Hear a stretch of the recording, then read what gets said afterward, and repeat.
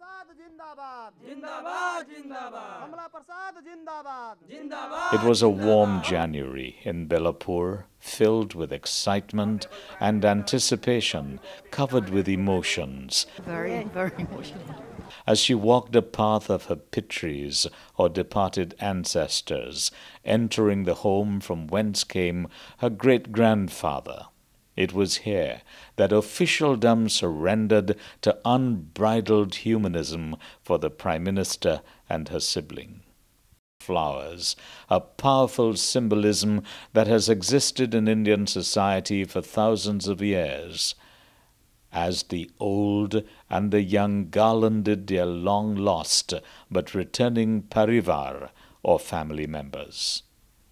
It was a field day for the media, and sometimes a subtle threat to the special dignitaries and visitors, as both sides tried desperately to navigate the huge crowds in cramped surroundings.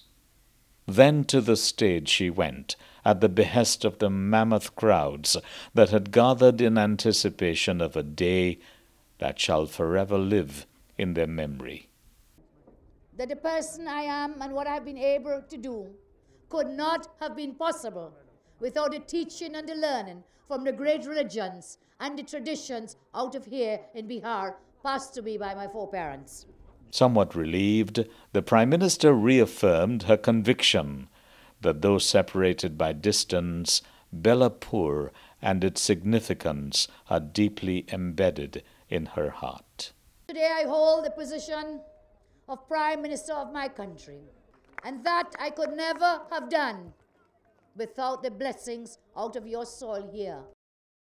And so, perhaps, Bhagwan has ordained that I be here today in my village of my forefathers to pay homage to the sacred souls of my pitris, my ancestors.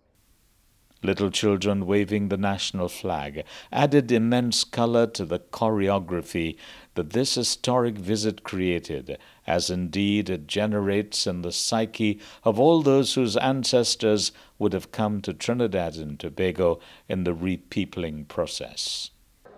This is absolutely unbelievable. They came here in their thousands to witness a great-granddaughter of their soil whose grandfather left these lands in 1889. She found her roots overcome by emotions as she went through the village, as she visited the ancestral home from which her great-grandfather left Bihar, and boarded one of those ships on his way to a new life in Trinidad and Tobago, that today she could return to this village a Prime Minister of Trinidad and Tobago.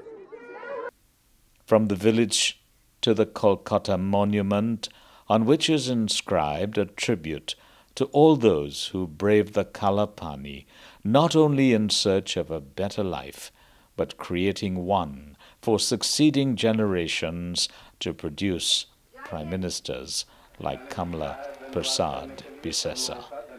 This is Gideon Hanumansing in Kolkata, traveling with the Prime Minister.